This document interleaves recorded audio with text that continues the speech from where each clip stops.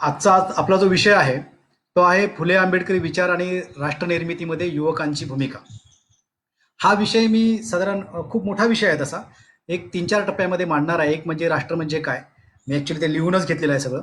राष्ट्र म्हणजे काय? राष्ट्र निर्मितीसाठी या देशात झालेले प्रयत्न आतापर्यंतचे काय आहेत? त्यानंतर राष्ट्र निर्माणातील अडथळे काय आहेत? आणि देशाची सद्यस्थिती काय आहे? आणि सगळ्यात शेवटी आपण येणार आहे की आपल्या युवकांची भूमिका या राष्ट्र निर्मितीमध्ये काय आहे? या 4 टप्प्यामध्ये आपण या विषयात बोलणार आहे. थोडंसं लांबू शकतं, पण तुम्हाला जर काय वाटलं की आता हे थांबलं पाहिजे तर तुम्ही मला थांबवू शकता, काही इश्यू नाही. विषय थोडा मोठा आहे. खरं तर फुले आंबेडकरी विचार मांडायचं म्हणजे तो फुले आंबेडकरी विचार हा एक महासागर आहे. एक असा एवढा मोठा महासागर आहे आणि त्याच्यामध्ये त्याचं मंथन करणं किमान माझ्या आवाक्याच्या तर बाहेरचं आहे. म्हणजे माझ्या आवाक्याच्या बाहेरची गोष्ट आहे की त्या एवढ्या मोठ्या महासागरामध्ये उडी मारून ते मंथन करायचं. तरी सुद्धा एक थोडाफार जो काही अभ्यास आहे माझा आणि थोडंसं जे काही चिंतन आहे आणि मी एक सोशल एज्युकेशन मुवमेंट म्हणून एका मुवमेंट बरोबर काम करतो. तर या सगळी जी वैचारिक बैठक ठरलेली आहे तर त्याच्या आधारे या महामानवांचं ज्यांची आपण जयंती दोघांची साजरी करण्याच्या निमित्ताने हा कार्यक्रम तुम्ही एक चांगला उपक्रम घेतला की प्रत्येक वेळी असे कार्यक्रम तुम्ही घेताय, वेगवेगळ्या वक्त्यांना ऐकताय आणि हे सगळ्यांना ऐकून तुम्हाला ठरवायचं आहे.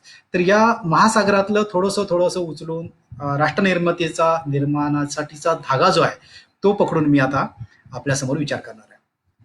सर्वसाधारणपणे राष्ट्र निर्माण जेव्हा म्हणतो तेव्हा आपल्या डोळ्यासमोर राष्ट्र म्हणजे काय येतं? सर्वसाधारणपणे बघायला गेलं तर राष्ट्र म्हणजे आपल्या डोळ्यासमोर येतो की एक असा भूभाग. म्हणजे भारताचा जर विचार केला तर अगदी जम्मू काश्मीर पासून ते कन्याकुमारी पर्यंत किंवा एक अगदी अरबी सी पासून अरेबियन सी पासून ते अगदी इंडियन ओशन पर्यंत किंवा मग पूर्वोत्तरची भागात अशी जे वेगवेगळ्या सीमा आहेत त्या सीमांमधला जो एक भाग असतो, भूभाग असतो आणि भारतासारख्या ठिकाणी तर तो 130 करोड लोकांचा लोकसंख्येचा भाग आहे. म्हणजे जगाच्या जर इतिहासात जगाच्या तुलनेत बघितलं तर भारताचा भूभाग हा 7व्या क्रमांकाचा आहे मोठा आणि लोकसंख्येमध्ये 2 नंबरचा. तिथेही आपण मागे आहोत. म्हणजे कुठेच 1 नंबर नाही आहे सध्या आपल्याला. ठीक आहे, लोकसंख्येत आपल्याला 1 नंबर कमवायचा नाही, पण एक सहज गंमत म्हणून सांगितली. तर आपल्याला राष्ट्र म्हटलं की हे असं एक चित्र लक्षात येतं. पण त्याच्यामध्ये खूप साऱ्या भाषा आहेत, खूप सारे रंग आहेत, खूप सारे खाण्याच्या गोष्टी आहेत, खूप सारे पेहराव आहेत, विविधता आहे. आणि भारताचा विचार केला तर भारत एक विविधतेने नटलेला देश अशा प्रकारे त्याचं वर्णन केलं जातं. आता जर आपण नटलेला देश म्हटलाय तर हा कशा बाबतीत म्हणतोय आपण? कल्चरल बाबतीत म्हणतोय, हे आपण म्हणतोय की भूभागाच्या दृष्टीने म्हणतोय, कारण इथले दगड धोंडे सागर याच्यामध्ये माणसाचं काही योगदान नाही आहे लक्षात घ्या. तर पण माणसाने निर्माण केलेल्या ज्या इतर सामाजिक गोष्टी आहेत तर त्यांचा जर विचार केला तर भारत हा नटलेला आहे की बरबटलेला आहे असा प्रश्न मला पडतो. म्हणजे माझ्यासारखे जे विचार करणारे लोक असतील त्यांना जेव्हा आम्ही ते भारत माझा देश आहे, सर्व भारतीय माझे बांधव आहेत, या देशावर माझं प्रेम आहे, ही जेव्हा प्रतिज्ञा म्हणतो त्यातले 1-2 वाक्यावर आम्ही लोक अडकतो. ती वाक्य अशी आहेत की भारत हा विविधतेने नटलेला म्हणायचा की बरबटलेला म्हणायचा? या देशातल्या परंपरावर आम्हाला अभिमान आहे म्हणायचा की काय म्हणायचं? कारण परंपरा म्हणजे कुठल्या परंपरा? ज्या जातीयतेच्या परंपरा आहेत, ज्या विषमतेच्या परंपरा आहेत, स्त्री दास्याच्या परंपरा आहेत, कुठल्या परंपरांचा अभिमान? त्यामुळे आम्ही सरसकट कुठल्या परंपरांचा अभिमान मानायला तयार नाही आहे. आणि मला वाटतं की जर आम्हाला देश सामाजिकदृष्ट्या जर बरबटलेला वाटत असेल, त्या विविधतेमध्ये बरबटलेला वाटत असेल, तर मग भारत हा राष्ट्र म्हणून आहे की नाही हे आपल्याला विचार करण्याची गरज आहे. आपण एक 2-3 असे टप्पे बघूया ज्या महामानवांच्या आपण आज जयंती साजरी करणार आहोत त्या निमित्ताने हा कार्यक्रम घेत आहे. त्यात सर्वप्रथम महामानव ज्योतिबा फुले आहेत किंवा ज्योतिराव फुले आहेत आणि दुसरे म्हणजे बाबासाहेब डॉक्टर आंबेडकर आहेत. तर या दोघांच्या जयंती, या दोघांनी राष्ट्राबद्दल काय कन्सेप्ट मांडल्यात, राष्ट्राबद्दल काय कन्सेप्ट मांडल्यात ते आपण थोडं बघायला पाहिजे. आणि त्यानंतर मग आपण पुढे जाऊ की या कन्सेप्टला धरून मग आपलं हे राष्ट्र आहे का हे समजून घेऊ, आपण प्रयत्न करू समजायचा. मला याची खात्री आहे की आपल्यापैकी खूप सारे लोकांनी याचा अभ्यास केलेला आहे, ते खूप चांगलं विवेचन करतात. पण मी सुद्धा एक प्रयत्न करणार आहे की थोडंसं वेगळ्या प्रकारे याचा डायलॉग करायचा की राष्ट्र म्हणजे फुलेंनी काय कन्सेप्ट मागितली होती, महामानव फुलेंनी काय कन्सेप्ट मांडली होती राष्ट्राची. राष्ट्राची कन्सेप्ट त्यांनी अशी मांडली होती की हे बलिस्तान असं त्यांनी म्हटलं होतं. बलिस्तानातील सर्व शूद्र, भिल्ल, शूद्र, अतिशूद्र, भिल्ल, कोळी आदी सर्व लोक विद्वान तथा विचार करण्यायोग्य होण्यापर्यंत, म्हणजे ते विद्वान असतील आणि विचार करण्या योग्य होईपर्यंत या सर्व लोकांमध्ये आपसी एकरूपता, काय एकरूपता त्यांनी मानलेली आहे. आपसी एकरूपता या व्याख्यांच्या आधारे तुम्ही आता तपासायला सुरुवात करा की आपण राष्ट्र आहोत का. बलिस्तानातील भिल्ल, शूद्र, अतिशूद्र, कोळी, भिल्ल या सर्व लोकांमध्ये विचार करण्याची आणि विद्वत्ता निर्माण होईल आणि यामध्ये आपसी एक निर्मता जोपर्यंत होत नाही तोपर्यंत राष्ट्र निर्माण होऊ शकत नाही, असं महामानव फुलेंचं म्हणणं होतं. म्हणजे ते काय म्हणतात की विद्वान झाले पाहिजेत, विचार करायला पाहिजेत. मग ते विद्वान आणि विचार करायला कधी लागतील ते आपण पुढे येणार. त्यासाठी मग या महामानवाने काय काम केलंय का ते आपण पुढे बघणार आहोत. आपल्यापैकी बऱ्याच लोकांना ते माहीत आहे. मग ही झाली त्यांची व्याख्या.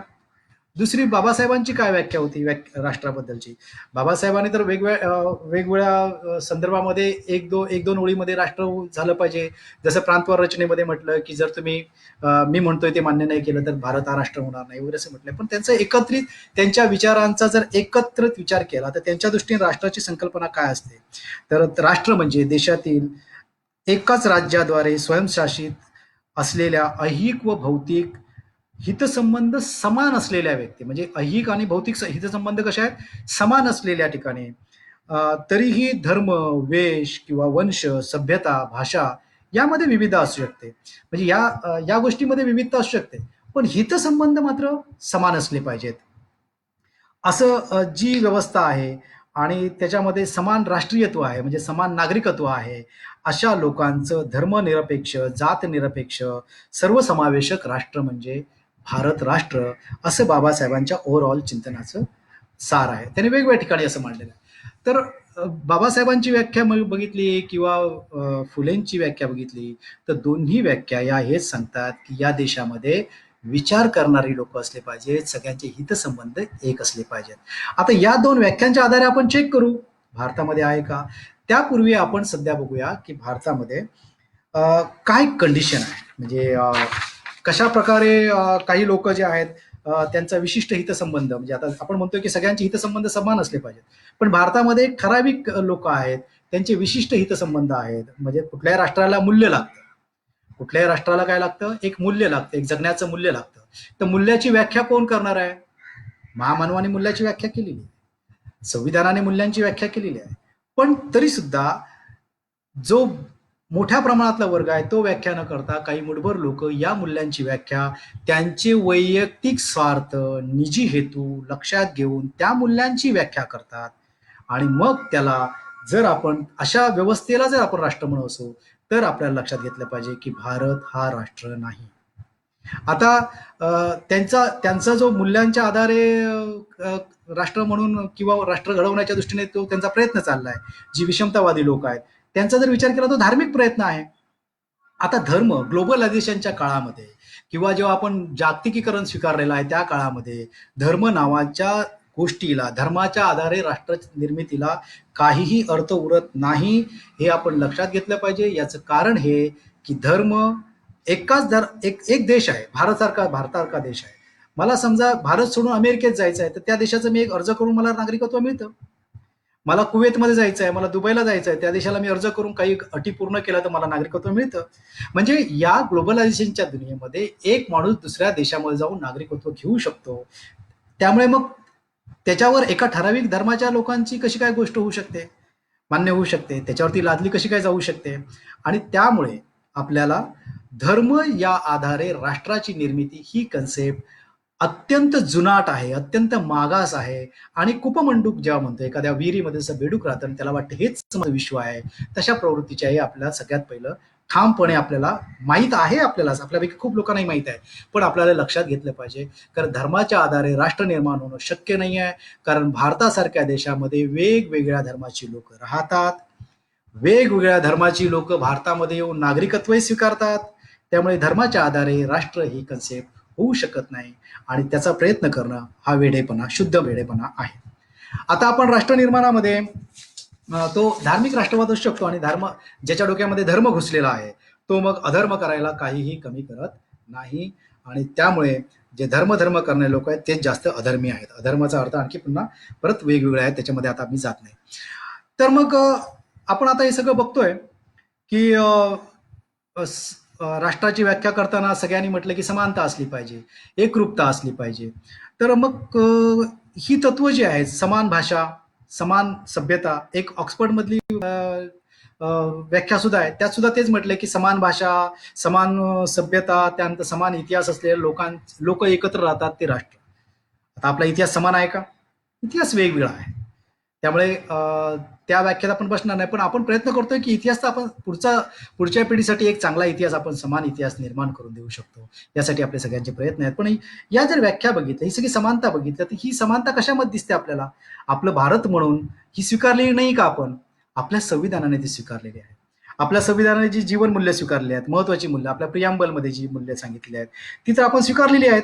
न्याय आहे, बरोबर आहे, न्याय स्वीकारलेला आहे, आपण स्वातंत्र्य स्वीकारलेलं आहे, आपण समानता स्वीकारलेली आहे, आणि फ्रॅटर्निटी स्वीकारलेली आहे, ज्याला तुम्ही लोक बंधुता म्हणता, किंवा सगळी लोक बंधुता म्हणतात, आणि आम्ही त्याला स्नेह समाधार म्हणतो. बंधुता म्हटल्यावर थोडंसं आम्हाला काही शब्द वापरताना आम्ही प्रयत्न करतो की आपला ज्या आता राष्ट्रच निर्माण करायचं आहे, नवीनच काहीतरी निर्माण करायचं आहे, तर आपल्याला शब्द सुद्धा जपून जपून वापरायचे सवय केली पाहिजे. बंधुता म्हटलं तर भगिनीतेचं काय करायचं? बंधुता या शब्दामध्ये, फ्रॅटर्निटी या शब्दाचा अर्थ बंधुता म्हणजे पुरुषवाचक कसा होऊ शकतो? आपल्याला या सगळ्या बारीक बारीक गोष्टी, म्हणजे आम्ही आंबेडकरी विचाराचे लोक आहोत, किंवा आम्ही फुलेंच्या विचाराचे आहोत, आणि भाषा मात्र आम्ही विषमतांची वापरायला लागलो की आहे, हे आपल्याला लक्षात घ्यावं. एवढं आपल्याला सजग राहून हे सगळं निर्माण करायचं आहे. आणि मग म्हणून आम्ही त्याला फ्रॅटर्निटी, किंवा जे आपण स्नेह समाधार म्हणतो, सगळ्यांची समान आदर, सगळ्यांची स्नेह समान, आपण असा आम्ही तो शब्द वापरतो. तर ही जी तत्व आहेत, ही आपल्या प्रियांमध्ये आहेत, ही आपल्या संविधानामध्ये आहेत. मग ही तत्व असताना सुद्धा राष्ट्र का निर्माण होत नाही, याचा आपल्याला विचार करावा लागणार आहे. राष्ट्र जर निर्माण होत नसेल तर मग काय करायचं? काय अडचणी आहे? मग ठीक आहे, अडचणी आहेत, आपण अडचणी बघूच, पण त्याच्या अगोदर आपण बघू की राष्ट्र निर्माण करायला या देशामध्ये कोणीच काही प्रयत्न केला नसेल का? कोणीतरी प्रयत्न केला असेल. भारत हा आता इतक्या वर्षाचा, हजारो वर्षाचा इतिहास असलेला देश आहे. हजारो वर्षाची त्याला वेगवेगळी सभ्यता आहे, वेगवेगळ्या सभ्यतांनी ते राज्य केलेलं आहे. अगदी आर्यांनी सुद्धा काही काळ, बुद्धांनी, मुघलांनी, ब्रिटिशांनी, असं प्रत्येकाने आपापल्या परीने राज्य केलेलं आहे. मग असं असताना राष्ट्र का निर्माण झालं नाही, किंवा स्वातंत्र्योत्तर काळात तरी भारत राष्ट्र का निर्माण झाला नाही, जर आपल्याला वाटतं की समानता नसेल? कारण राष्ट्र निर्माणाचं सगळ्यात मेन तत्व काय आहे? की सगळ्यांना समानता झाली, सगळी नागरिक समान असले पाहिजेत. आपण येणार आहे त्याच्याकडे. आणि आपल्या राज्यघटने तत्व स्वीकारले, 4 तत्व, तरी का नाही झालं? मग राष्ट्र निर्माणासाठी कोणी प्रयत्नच केले नाहीत का? तर राष्ट्र निर्माणासाठी या देशामध्ये प्रयत्न झालेले आहेत. देश स्वातंत्र्य करण्यासाठी, म्हणजे ज्याला स्वातंत्र्य म्हटलं जातं, त्या स्वातंत्र्य 15 ऑगस्टला जे मिळालं, 1947ला जे दिलं गेलं, ट्रान्सफर ऑफ पॉवर जे आहे ऍक्च्युली खऱ्या अर्थाने, ते मिळवण्यासाठी जो संघर्ष झाला, तो राष्ट्र निर्माणासाठी झालेला संघर्ष असं मी मानायला तयार नाही. तो संघर्ष झाला राजकीय स्वातंत्र्य मिळवायला. राष्ट्र निर्माणाचं काम फक्त राजकीय नाही आहे, ते सामाजिक सुद्धा आहे. बरोबर आहे, ते सामाजिक सुद्धा आहे. मुंबई विद्यापीठामध्ये शिकलेल्या काही ठराविक उच्च समाजातल्या लोकांनी जेव्हा लक्षात घेतलं की स्वातंत्र्य लढाई आपल्याला लढावी लागेल, आपल्याला काही अधिकार मिळवावे लागतील, नाही ते ब्रिटिश हे सगळ्यांना शानं करून सोडतील, त्यावेळी त्यांनी आंदोलन केलं. आणि तेच मग आंदोलन पुढे मग एका राजकीय पक्षाच्या नावाने पुढे चाललं, काँग्रेसच्या नावाने. राजकीय पक्ष त्यावेळेचं नाव घ्यायला हरकत नाहीये. त्यांच्या नावाने समोर चाललं, आणि मग तो लढा झाला, पण तो राजकीय ट्रान्सफर ऑफ पॉवर होतं. लक्षात घ्या, ट्रान्सफॉर्मेशन ऑफ सोशल नव्हतं, सोसायटी नव्हतं. It was not transformation, it was transfer of power. मग ट्रान्सफॉर्मेशन होण्याची गरज आहे ना, मग ही काम कोणी केलं? असं राष्ट्र निर्माणाचं काम प्रामुख्याने या देशामध्ये कोणी केलं? तर आपल्याला त्यांचं नाव कळतं. सगळ्यात पहिलं जर बघितलं तर मग नाव कळतं महामानव फुलेंचं. महामानव फुलेंचं नाव आहे, ज्यांनी सगळ्यात पहिलं 1848 मध्ये सगळ्यात राष्ट्र निर्माणाचं जे मोठं काम केलं, ते म्हणजे सगळ्यांसाठी शिक्षण सुरू केलं. स्त्रियांसाठी पहिल्यांदा शिक्षण सुरू केलं. आता माझे एक मित्र आहेत, ते म्हणतात की फुलेंनी स्त्रियांसाठी शिक्षण सुरू केलं, पण एक लक्षात घ्या, त्यावेळी भिडेंनी त्यांना वाडा दिला.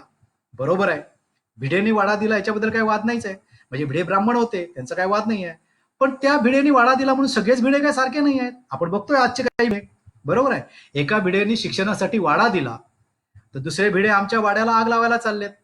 बरोबर आहे की नाही आजचे? त्यामुळे आपल्याला त्या भावनेमध्ये जायचं नाही, पण आपल्याला ते समजून घ्यायचं आहे की काय झालं. राष्ट्र निर्माणाचं सगळ्यात पहिलं पाऊल जे आहे, सगळ्यात पहिला पाया जो आहे, तो महामानव फुलेंनी 1848 मध्ये स्त्री शिक्षणाच्या निमित्ताने केला. आपल्या सगळ्यांना माहित आहे. मग तो तर पाया घातला, नंतर शूद्रांसाठी शाळा सुरू केली. नंतर इतर लोकांसाठी काय काय योजना केल्या. त्यानंतर सत्यशोधक समाजाची स्थापना केली. बरोबर आहे. त्यानंतर शिवजयंती साजरी करायला सुरुवात केली. दुष्काळाच्या प्रसंगी लोकांना पाणी असेल, धान्य असेल हे पुरवायला सुरुवात केली. हे सगळं काय स्नेह समाधान केलं, हे बंधुता लक्षात घेतली. प्लेग सारख्या साथीमध्ये सावित्रीमाई फुलेंनी आपला जीव गमावला. बरोबर आहे. जसं एखाद्या ठिकाणी म्हणजे एका एका जागेमध्ये प्लेगच्या साथीच्या वेळी काय झालं होतं, सरकारचं डोकं ठिकाणावर आहे काय म्हटलं जात होतं. त्या सरकारला विरोध केला जात होता. त्या ज्या काय कामं चालू असतील त्याच्यामध्ये वेगळ्या अँगलनी, आता त्या अँगलची चर्चा करायची नाही ते मला, तर विषयांतर होईल. त्या अँगलने वेगळ्या, पण त्याच वेळी सावित्रीबाई फुले स्वतःचा जीव गमावला त्यांनी, त्या सेवत होत्या. हे राष्ट्र निर्माणाचं काम आहे, लक्षात घ्या. स्त्रियांच्या केश वेपनाच्या विरोधात नाव्यांचा संप केला. ही मोठी काम आहेत, ही राष्ट्रीय काम आहेत. एक राष्ट्र म्हणून, एक लोकांमध्ये एक स्नेह समाधान निर्माण होण्यासाठी, एक समान वागणूक मिळण्यासाठी या लोकांनी एक सुरू केलं 1848 मध्ये. त्यानंतर आले छत्रपती शाहू महाराज, राजर्षी शाहू महाराज. त्यांनी आरक्षणाच्या निमित्तानं पुन्हा बहुजनांना, ब्राह्मणेतरांना शिक्षणाच्या संधी उपलब्ध करून दिल्या. राष्ट्र निर्माणाचा जर तुम्ही बेसिक पाया जर काय असेल तर शिक्षण आहे, लक्षात घ्या. राष्ट्र निर्माणाचा शिक्षण हा पाया आहे. आता म्हणू नावाचा राक्षस जो आहे, आपण पूर्वी लहानपणी कथा ऐकलेल्या असत्या, खूप साऱ्या गोष्टी आपण ऐकलेल्या. त्याच्यामध्ये एक राक्षस असतो, मग त्या राक्षसाचा जीव कुठे असतो, कुठल्या तरी एखाद्या पोपटात असतो, मग तो पोपट ज्याच्या हाताला लागेल त्याच्यापासून राक्षसाला भीती. आता म्हणू नावाचा राक्षसच आहे, राक्षसच आहे तो. आता रक्षक आणि राक्षक या वादामध्ये आपण नको जाऊया, बरोबर आहे. पण एक असं समजूया, राक्षस म्हणजे वाईट प्रवृत्ती, अशा प्रकारे त्यांनीच लादलेल्या कन्सेप्टमध्ये आपण बघूया. तर तो राक्षस आहे म्हणून, तर तो राक्षस त्याचा जीव त्या एका पोपटामध्ये आहे, पण तो पोपट कुठला आहे, शिक्षणाचा. त्या शिक्षणामध्ये त्याचा जीव आहे. त्यांनी म्हणून केलं की जी लोक या शिक्षणाच्या पोपटाला हात लावतील आणि हा शिक्षणाचा पोपट ज्यांच्या हातात भेटेल ते आपला जीव घेतील. म्हणून त्यांनी केलं की शिक्षणाचा पोपट सगळ्यांपासून लांब ठेवला आणि राष्ट्र निर्माणामध्ये सगळ्यात मोठी अडचण तीच झाली. म्हणून राष्ट्र निर्माण नाही झालं इतक्या वर्ष, इतक्या सदी गेल्या तरी, कारण ठराविक लोकांच्या हातातच शिक्षण होतं. आणि मग महामानव फुलेंनी ते शिक्षण मोकळं केलं, सगळ्यांसाठी केलं. अगदी त्या मनूने त्या मनूचे फॉलोअर जे आहेत त्यांनी त्यांच्या समाजातील लोकांना सुद्धा, महिलांना सुद्धा शिक्षण दिलं नव्हतं. सगळ्यात पहिला तर त्यांनीच फायदा घेतला. आज त्यांना जाणीव नाही ती गोष्ट वेगळी आहे. उपकारकर्त्याची जाणीव ठेवायला होता मोठं म्हणला, बरोबर आहे, तर ती वेगळी. पण मग राष्ट्र निर्माणाचं काम पहिला पाया टाकला शिक्षणाने, नंतर शाहू महाराजांनी पाया टाकला, आणि त्यानंतर मग बाबासाहेब डॉक्टर आंबेडकरांनी त्याला एक अंतिम ध्येयापर्यंत न्यायचा प्रयत्न केला. 2 टप्पे पार केले त्यांनी, त्या 2 टप्प्यावर आपण येणार आहोत. अंतिम ध्येयापर्यंत न्यायचा प्रयत्न केला. जर तुम्ही 1920 पासून ते 1956 पर्यंत बाबासाहेबांची भाषणं, त्यांचे लेख किंवा त्यांची पुस्तकं जर नीट वाचली, किंवा अर्थात तुम्ही वाचलीच असतील, काही लोकांनी, तुमच्यापैकी बऱ्याच लोकांनी वाचली असेल काही म्हणण्यापेक्षा, तर आपल्याला लक्षात येईल की या लोकांनी आपल्याला, बाबासाहेबांनी राष्ट्र निर्माणाच्या दृष्टीने सगळं कार्य केलेलं आपल्याला दिसेल. 1920 ते 1956 पर्यंत जे काय कार्य केलं ते सर्व, मग त्याच्यामध्ये हिंदू कोड बिल असेल तेव्हा राष्ट्र निर्माणाचंच काम आहे. अगदी जल आयोगाची स्थापना असेल किंवा वीज निर्मितीचा प्रकल्प असतील, हे सगळं राष्ट्र निर्माणाचंच काम आहे. हे राष्ट्र निर्माणाचं काम करताना ते किंवा आरबीआयची स्थापना असेल किंवा अर्थनीतीबद्दल चर्चा असेल, ही सगळी सगळी सगळी सगळी राष्ट्र निर्माणाचीच कामं आहेत. हे करत असताना त्यांचा सतत केंद्रबिंदू राहिलेला आहे शेवटचा माणूस, ले मॅन आपण ज्याला म्हणतो, अगदी तळागाळातला माणूस जो म्हटले, त्यांनी प्रत्येकाचा विचार केला, बरोबर आहे, प्रत्येकाचा विचार केला. पण बाबासाहेबांची ही सगळी जी कामं आहेत बाबासाहेबांचे परराष्ट्र धोरणामधली विचार वाचा, ते राष्ट्र निर्माणाशी संबंधित आहेत. बाबासाहेब तर देशामध्ये आक्रमणं का झाली त्याचे विश्लेषण करतात. जर या महामानवांची चळवळ जर बघितली तर ती खऱ्या अर्थाने एका धर्माच्या शुद्धीकरणाची चळवळ होती. कारण हा धर्म मोठ्या प्रमाणात या देशामध्ये आहे, त्याचं शुद्धीकरण झालं की ऑटोमॅटिक राष्ट्राचं शुद्धीकरण होईल असं वाटत होतं. ती सगळी राष्ट्र निर्माणाचीच प्रक्रिया होती. आणि जर आजच्या तारखेला जर विचार केला तर बाबासाहेबांसारखं, म्हणजे फुले शाहूंच्या बरोबर बाबासाहेबांसारखं राष्ट्र निर्माणाचं काम या देशामध्ये स्वातंत्र्योत्तर काळात कोणीही केलेलं नाही, हे लक्षात घ्या. ना अगोदर केलं ना नंतर केलं. आता मग राष्ट्र निर्माणाच्या कामामध्ये बाबासाहेबांना काय केलं, एक ठराविक एका समुदायापुरतं मर्यादित करून दिलं. एका ठराविक समुदायापर्यंत मर्यादित ठेवलं, कारण त्यांचं राष्ट्र निर्माणाचं त्यांनी काय एका समुदायाचं काम केलं. दलितांचे काय वारी, परमपूज्य पपू. मी लहानपणापासून ऐकतो पपू काय कळायचंच नाही त्यावेळी. आमच्या घराच्या भिंतीवर लिहिलं होतं पपू डॉक्टर बाबासाहेब आंबेडकर. आणि दलितांचे कैवारी. पण त्यांना ठराविक याच्यात पण ते राष्ट्राचे कैवारी होते, अख्ख राष्ट्र निर्माण करायला लागले. बरं, त्यांनी अस्पृश्यतेच्या विरोधात जो लढा दिला तो सुद्धा राष्ट्र निर्माणाचाच लढा होता, लक्षात घ्या. अस्पृश्यतेच्या विरोधातला लढा हा राष्ट्र निर्माणाचा होता. या देशातला एवढा मोठा घटक जो अस्पृश्य म्हणून मेनस्ट्रीम पासून लांब होता, हा मॅनफोर्स, ही बुद्धी, हे सगळं असं वाया चाललं होतं. हे राष्ट्राच्या कामाला येईल यासाठीच तर त्यांचा संघर्ष होता. त्यामुळे राष्ट्र निर्माणासाठी या देशामध्ये प्रयत्न झालेले आहेत. परत बाबासाहेबांनी त्यांचं राष्ट्र निर्माणाचं कार्य जेवढं नाही करायचं तेवढं केलं. त्यांनी 2 टप्प्यामध्ये एक केलं, एक संविधान तयार करून. संविधान तर तयार आहेच, पण संविधान तयार करत असताना त्यांना जे काही सर्व 1920 पासून जर 1956 पर्यंत सगळा इतिहास बघितला तर त्यांचा सगळा प्रवास हा राष्ट्र निर्मितीच्या दृष्टीने होता. एक समानता निर्माण करण्याच्या, एक न्याय निर्माण करण्याच्या, एक बंधुता निर्माण करण्याच्या दृष्टीने होता. त्यांनी पहिला टप्पा पूर्ण केला तो म्हणजे संविधानाचा. आणि दुसरा टप्पा काय पूर्ण केला? दुसरा टप्पा केला तो हिंदू धर्म सोडून बौद्ध धर्मात जाण्याचा, धर्मांतराचा. आता याला मी दुसरा टप्पा का म्हणतो? धार्मिक नाही आहे, कारण बाबासाहेबांचं तुम्ही जर जात तोडो मंडळाला केलेलं भाषण जर ऐकलं, एनएलेशन ऑफ कास्ट जर पुस्तक वाचलं असेल, काही लोकांनी वाचले असेल, तर ते जर लक्षात घेतलं त्यांनी त्याच्यात स्पष्ट केलं आहे की जर भारताला राष्ट्र म्हणून निर्माण करायचं असेल, तर भारतातला एक संगता निर्माण करायची असेल तर जात हा सगळ्यात मोठा धोका आहे. आणि जातीमुळेच या देशाला पारतंत्र्य आलेलं आहे, ते संविधान सभेत सुद्धा बोलले. आणि जात ही कन्सेप्ट हिंदू धर्मातली आहे, लक्षात घ्या, इतर कुठल्याही धर्मातली नाही. जात ही कन्सेप्ट जर नष्ट करायची असेल तर धार्मिक भावनांनाच सुरुंग लावावा लागेल, इथपर्यंत बाबासाहेब बोललेले आहेत. आता धार्मिक भावनांना सुरुंग लावायचा मग काय, मग म्हणून त्यांनी बुद्ध धर्म स्वीकारला. ही राष्ट्रीय निर्माणाची गोष्ट आहे असं लक्षात घेतलं पाहिजे. म्हणून बाबासाहेब बोलले होते की भारताला मी बौद्धमय करेन. आता बौद्धमय करेन याचा अर्थ काय, सगळ्यांना बौद्ध धर्म घ्यायला स्वीकारेन असं नाही. वैचारिक दृष्ट्या सगळ्यांमधून जात नष्ट करण्याची गोष्ट करेन. जात ही असा फिनॉमिना आहे, ती मानसिक आहे. म्हणजे कितीही, जसं की जैसे की एका आपल्या संतांनी म्हटलं की जैसे की केले के पात पात में पात पात में पात पात में पात, वैसे हिंदुओं के जात जात में जात जात में जात जात में जात. तर मग ही फेनॉमेना आहे, सायकोलॉजिकल फेनॉमेना. बरोबर आहे. माणूस भारतातला जगात कुठेही गेला तरी तो कधीचे घर घेऊन जात नाही, गाडी घेऊन जात नाही, काही घेऊन जात नाही, त्याची सर्टिफिकेट घेऊन जात असेल, पण तो सर्टिफिकेट जरी नाही नेला, नुसते अंगावरचे कपडे घेऊन जरी गेला, भिकाऱ्यासारखा जरी गेला, तरी त्याची सोबत तो जात घेऊन जातो, लक्षात घ्या. एवढं डेंजर आहे. म्हणजे राष्ट्र म्हणून निर्माण होताना जात ही सगळ्यात मोठी अडचण आहे.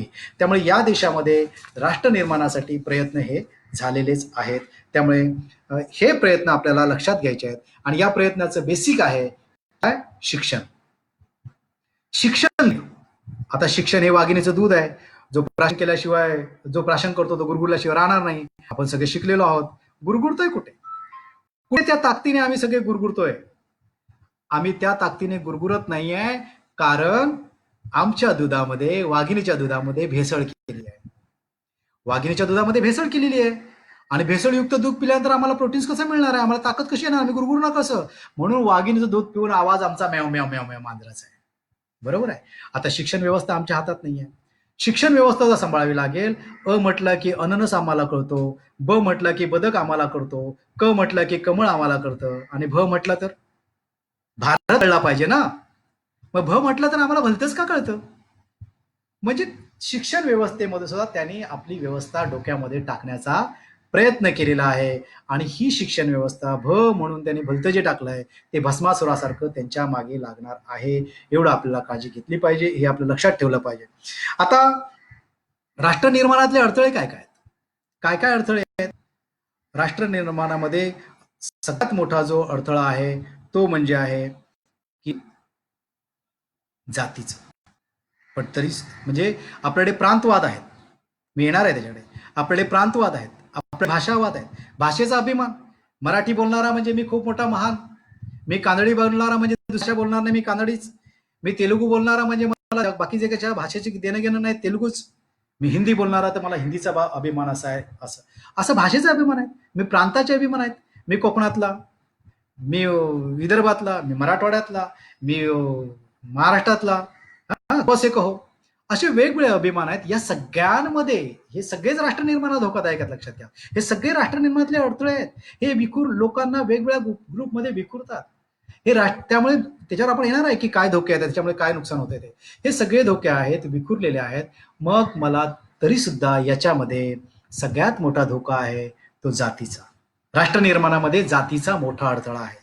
म्हणून जाती नष्ट करायला पाहिजेत. आपण आता लोक जाती निर्मूलनाचं, जाती अंताचं काम करतात. मला त्याही पुढे जाऊन म्हणायचं आहे की जाती संस्था निर्मूलन करावं लागेल, जे बाबासाहेबांना करायचं होतं. संस्था नष्ट केला पाहिजेत. जाती संस्था काय आहे? धर्मसंस्था आहे, त्याच्यामध्ये जात आहे. तुम्ही तुमच्या दृष्टीने जात संपवाल, पण जात मरत नाही आहे, ती टिकलेली आहे, ती आहे. बरोबर आहे. त्यामुळे मला वाटतं की आपल्याला जाती संस्थेवर घावा घातला लागणार आहे. नुसत्या जाती संपून नाही चालणार आहेत. नुसत्या जाती संपणारच नाही आहेत. एका जातीतून आणखी नवीन जात निर्माण होणार आहे. बाबासाहेबांनी एक उदाहरण दिलं होतं. एक सांगितलं होतं की आंतरजाती विवाह झाले पाहिजेत, कारण विवाहाच्या निमित्ताने जात ही मोठ्या प्रमाणात विचारात घेतली जाते. बाकीच्या ठिकाणी आता जातीचं थोडं थोडं थोडं कमी होत आहे. जसं म्हणजे अगदीच कमी झालेला नाही आहे. जसं पुण्यामध्ये जातीच्या पूर्वी लोकांना गळ्यामध्ये मडकं किंवा हे झाडू लावून फिरायला लागत होतं, ते आज फिरावं लागत नाहीये. स्वरूप बदललेलं आहे. पण आंतरविवाह जाती विवाह करायला बाबासाहेबांनी सांगितलं होतं. त्यांच्या रिलेशन ऑफ कास्टमध्ये सोल्युशन दिलेलं आहे, ते ठीक आहे. पण आम्ही ते केल्यानंतर जात संपते का? त्या पुरुषाची जात त्या मुलाला लागते, बरोबर आहे, त्या स्त्रीची लागते.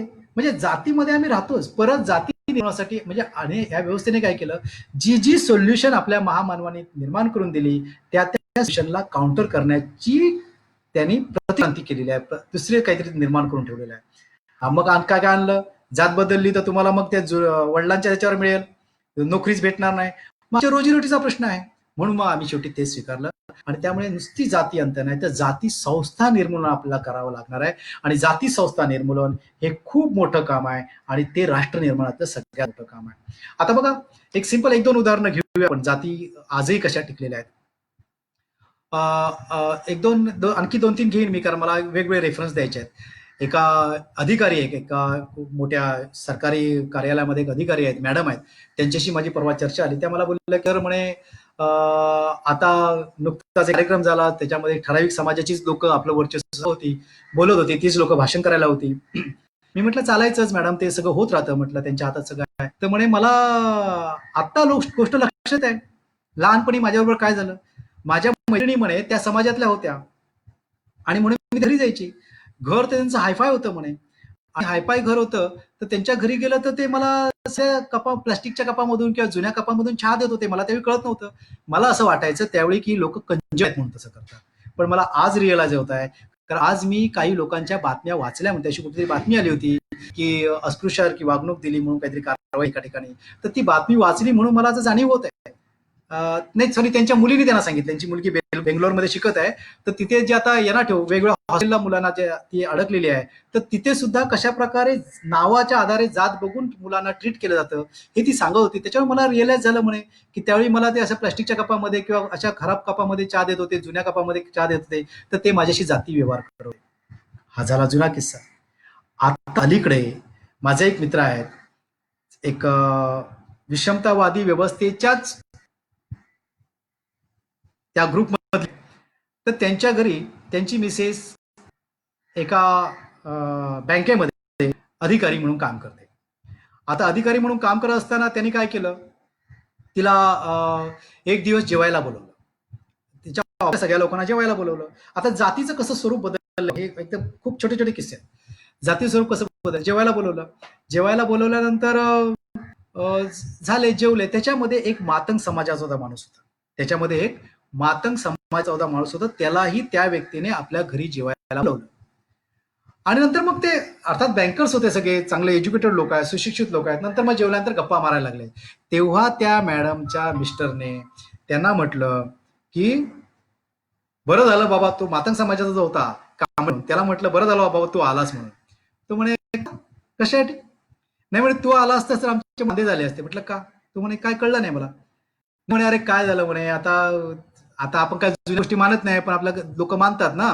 तर अमू आहे म्हणे, अमावास्येला आमच्याकडे परंपरा आहे की मातंगाला जेवण घालायला पाहिजे. आणि मग आता कुठून मातंग आणणार आपल्या एवढ्या सगळ्या सोसायटीमध्ये, कोण येणार म्हणे. मग म्हणून आम्ही तुला बोलावलं म्हणे. लक्षात घ्या, म्हणजे जात कशी डोक्यात आहे, म्हणजे स्वरूप बदललेलं आहे पण जात कशी डोक्यात आहे. ही जात त्यावेळी सुद्धा डोक्यात होती. बाबासाहेबांनी जेव्हा हिंदू कोड बिल स्थापन केलं, हिंदू कोड बिलाची निर्मिती केली, त्यावेळी जो विरोध झाला त्याच्यामध्ये एक पेरेस्वामी नावाचा शंकराचार्य काय बोलला हे तुम्ही वाचलं असेल. काय बोलतो? पेरेस्वामी नावाचा शंकराचार्य बोलला की दूध कितीही चांगलं असलं तर पण ते गटारातून जर आलं असेल तर ते पिण्यायोग्य नसतं.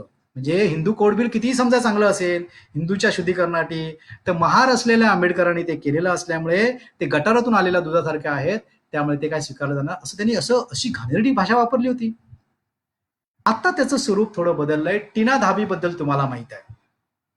टीना धाबी युपीएससी मध्ये पहिली आली, म्हणजे हे मी आपण ते सगळ्यांना माहित आहे. पण ही जाती आपल्या राष्ट्र निर्माणामध्ये कशी आली ते लक्षात घ्या. ही त्यावेळी होती, आजही आहे. टीना धाबी युपीएससी मध्ये पहिली आली, सुरुवात केलं गेलं की आरक्षणामुळे आली, बरोबर आहे. आणि नंतर मग तिला वेगवेगळ्या प्रकारे तिला टॉर्चर केलं गेलं. युपीएससीला डिक्लेअर करावं लागलं की सगळ्या मेरिटमध्ये ती आली वगैरे सगळं. आता ही टीना धाबीने जो भिलवाडा पॅटर्न आणला, तिने तिने यश संपादन केलं, सगळ्यांच्या लोकांच्या लक्षात आलं. पण तिचा उदो जास्त नाही झाला, कारण तिथे जात आडवी आली. तिथे आणखी जर दुसरं कोण असतं तर त्याचा उदो झाला असता, राष्ट्रीय म्हणजे केवढं मोठं झालं असतं. तर ही जात आता स्वरूप बदलून या राष्ट्र निर्माणाच्या गोष्टीमध्ये अडथळा निर्माण करत आहे. सन्मानाने जगण्यासाठी राष्ट्रांमध्ये नागरिकाला सन्मानाने जगता यायला पाहिजे, आणि सन्मानाने जगण्याच्या मार्गामधली अडथळा मोठा जाती आहे, हे आपण लक्षात घेतलं पाहिजे. आपण ते सगळं लक्षात घेतो, म्हणून ही जाती संस्था निर्माण केली. आता सगळ्यात पहिले अडथळा तर जात आहे. आता दुसरा काय आहे? दुसऱ्यामध्ये आहे की आपण वेगवेगळी लोक एका समुदायात राहत आहोत, आपण एकत्र राहतोय. आज मजबुरी म्हणून शहरामध्ये वेगवेगळी लोक एकत्र राहत आहेत, जातीपातीचा काही विचार न करता एकत्र राहत आहेत. पण का आम्ही एक आहोत? एक संघ नाही आहोत. आम्ही एक संघ नाही आहेत.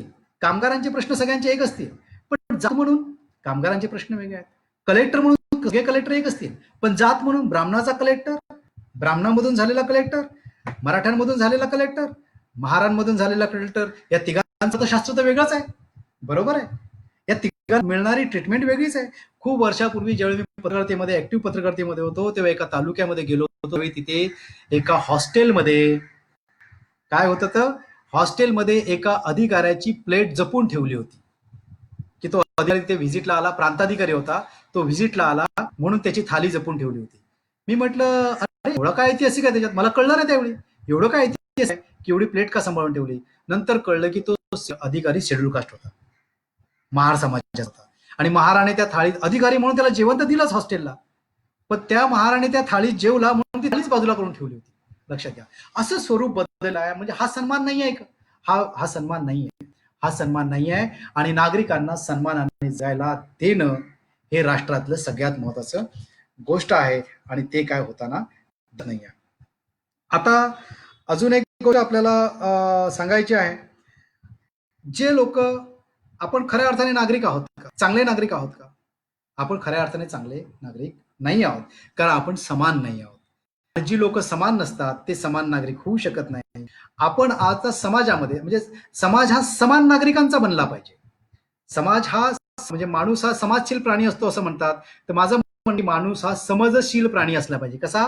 समजशील प्राणी असला पाहिजे, समाजशील नाही. एकट्या समाजापुरता राहिला तर ते राष्ट्र निर्माण. अशा आपण वेगवेगळ्या एका मजबुरीने एकत्र आलेली गर्दी आहोत, आपण गर्दी आहोत, गर्दी माणसांची भीड. आणि भीड कशी असते? भीड डरपोक असते, भित्री असते, हल्ला करते निघून जाते, कोण आपल्याला की निघून जाते.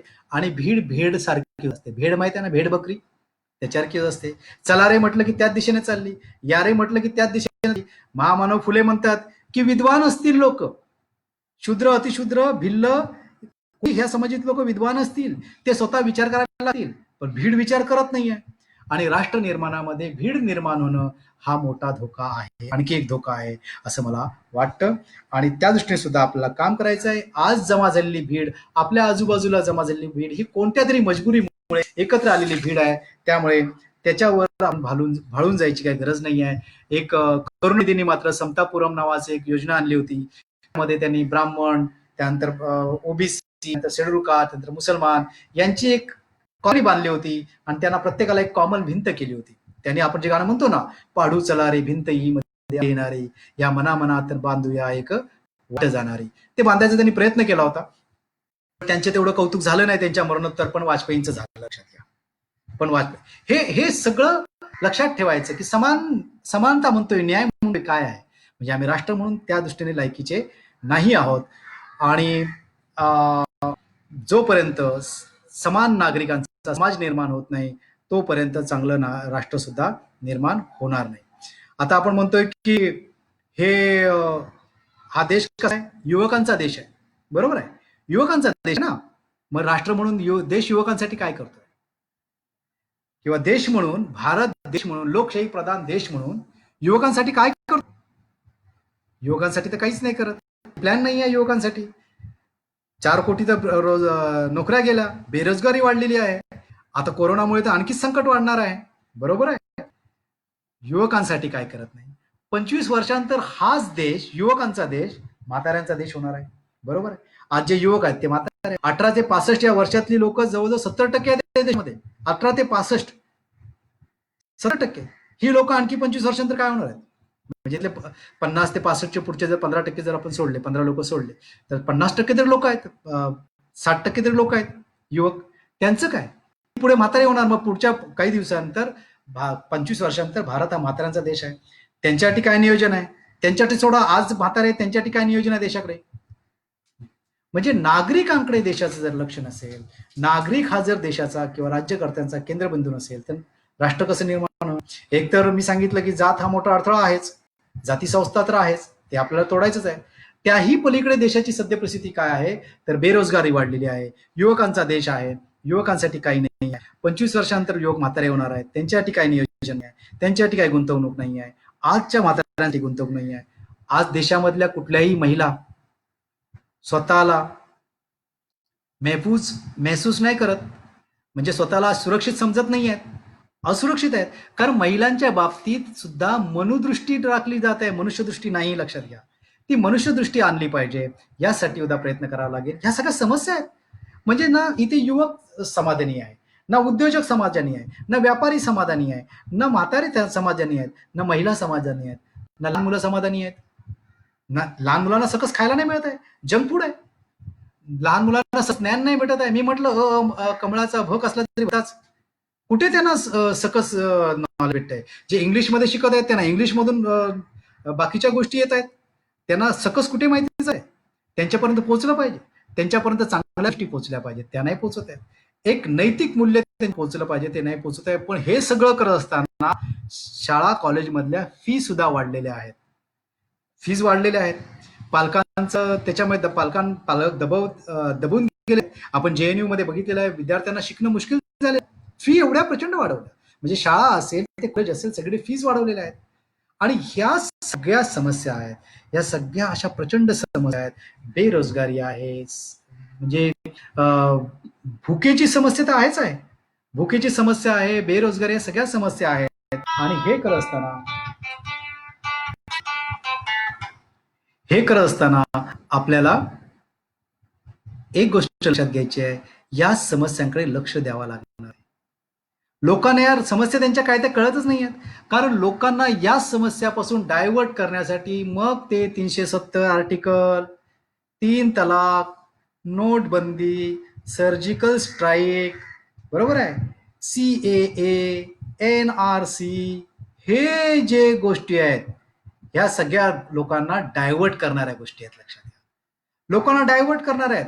बाबासाहेबांचं वाक्य आहे, ruling race is that race, ruling race is that race who can control sentiments of the people.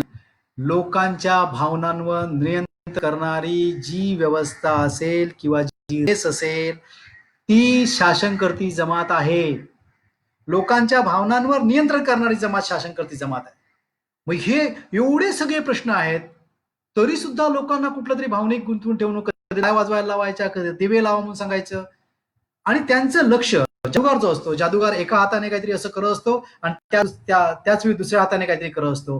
हे असं सगळं तयार करायचं जेव्हा असेल, त्यावेळी आपल्याला सावध राहण्याची गरज आहे. कारण राष्ट्र निर्माणामध्ये आणखी एक बाधा मोठी अशी आहे, ती म्हणजे लोकांना त्यांच्या खऱ्या समस्या समजत नाहीत. खऱ्या समस्या ते मानायलाच तयार नाहीयेत. धर्म ही खरी समस्या आहे का देशाची सध्या? बेरोजगारी ही समस्या आहे, भूकबळी ही समस्या आहे, सुरक्षा ही मोठी समस्या आहे, आरोग्य ही समस्या आहे, शिक्षण ही समस्या आहे. त्याकडून लोकांचं लक्ष डायव्हर्ट करायचं. हे सगळं चाललेलं आहे आणि राष्ट्र निर्माणामध्ये ही मोठी एक बाधा आहे की लोकांना त्यांचं खरं दुखणं काय आहे, खरी समस्या काय ती कळत नाही आहे आणि ते भावनेच्या आहारी इकडे तिकडे तिकडे तिकडे भरकटत आहेत. हा एक मोठा अडथळा आहे, हा मोठा धोका आहे. आणि म्हणून मग आपल्याला राष्ट्र निर्माणासाठी आता काहीतरी करावं लागणार आहे. आता राष्ट्र निर्माण म्हणजे काय मी बोललो, त्याचं विवेचन करायचा प्रयत्न केला.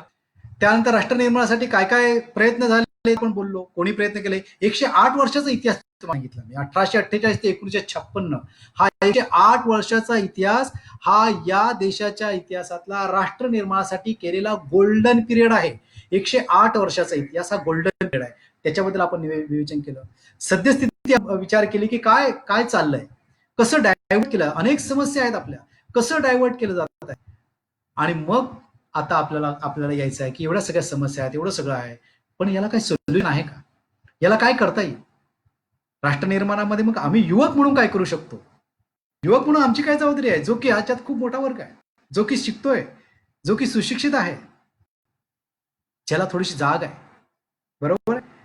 काही युवकांमध्ये जाग आहे, काही युवकांमध्ये आग आहे. हे जाग आणि आग ह्या दोघांना एकत्र करावं लागेल. मग काय करायचं? कशा प्रकारे जायचं? आपण तर प्रत्येक जण कुठे कुठे संघटित राहून वेगवेगळ्या प्रकारे काम करतात. बाबासाहेबांनी आपल्याला शिकवा, संघटित करा आणि संघर्ष करा असं जे सांगितलेलं आहे त्याप्रमाणे आपण तो आपल्याला मूलमंत्र माहित आहे. प्रत्येक बाबासाहेबांनी 1920 मध्ये जे महानायक नाही काय तो त्यावेळेचा मूकनायक, त्याला आता 100 वर्ष पूर्ण झालेली आहेत. मूकनायक मध्ये 1920 मध्ये एक आमचा नावाचा अग्रलेख लिहिला होता. त्या आमचा संदेशच्या अग्रलेखामध्ये त्यांनी लिहिलं होतं की हे काम प्रत्येकाचं आहे, हे काम प्रत्येकाचं आहे. नाही मला ते जमणार नाही, माझा तेवढा अवाका नाही आहे, मला त्यातलं काय कळतंय, हे काम मी कशाला करू, असं होऊन निरुत्साही किंवा धैर्य खचून चालणार नाही असं बाबासाहेब स्पष्ट म्हणतायत. बाबासाहेब म्हणतायत तुम्हाला जेवढं जमेल, तुमची जेवढी ताकद आहे तेवढी ताकद लावून करा. तुम्ही जर आज काम केलं नाही तर येणारी पिढी तुम्हाला दोष देईल. हे साहेबांनी त्यावेळी 1920 मध्ये लिहून ठेवलं आणि आजही आपल्या ते लागू आहे. आता राष्ट्र निर्माणामध्ये युवकांची भूमिका काय असली पाहिजे याबद्दल बोलताना मला हे बाबासाहेबांना आपलं लक्षात ठेवायला पाहिजे की आपल्याला या राष्ट्र निर्माणासाठी काम करावं लागणार आहे.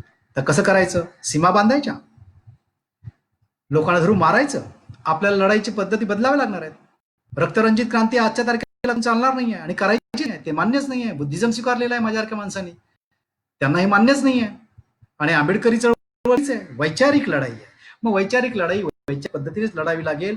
आणि आता आपल्याला वाटेल की एवढ्या बघून कसं चालेल, की हजारो वर्षाची घाण आहे, ती काढायला हजारो वर्ष लागतील. कदाचित त्यावेळी मी नसेल किंवा तुम्ही नसाल, आपल्या मेल्यानंतर सुद्धा चाललं पाहिजे. एक प्रयत्न आपल्याला सातत्यपूर्ण करावा लागणार आहे.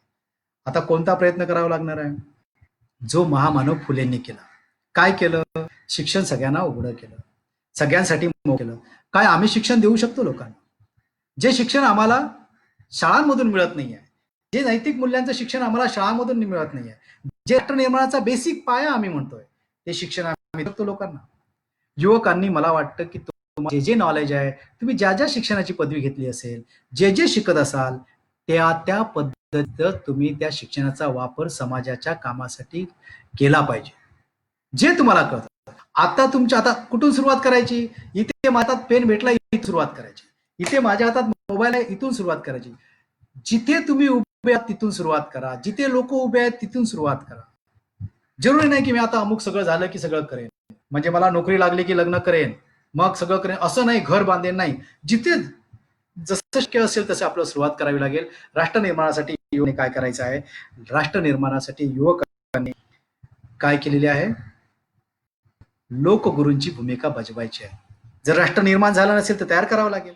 बाबासाहेब म्हणतात राष्ट्र ही काही उपजत गोष्ट नाही आहे, ती घडवावी लागते. राष्ट्र ही काही उपजत गोष्ट नाही आहे, ती घडवावी लागते. घडवण्यासाठी लोकगुरू बनावे लागतील. युवकांनी लोकांना सांगावं लागेल, लोकांचे खरे समस्या सांगावं लागेल, लोकांना भावना नियंत्रण करायला सांगावं लागेल. भावनांवर नियंत्रण कसं करायचं हे लोकांना सांगावं लागेल. लागेल त्याला, आणि मग त्या भावनांवर नियंत्रण करण्याच्या दृष्टीने काय करावं लागेल? सगळ्यात पहिलं म्हणजे चांगलं शिक्षण लोकांना द्यावं लागेल, लोकशिक्षण करावं लागेल. लोकशिक्षण करायचं तर काय करायचं? इतिहास सांगायचा का? इतिहास लागणार आहे, पण चालू घडामोडी सांगावं लागेल. आता तुमच्यापैकी किती लोक बजेट वाचतात माहित नाही.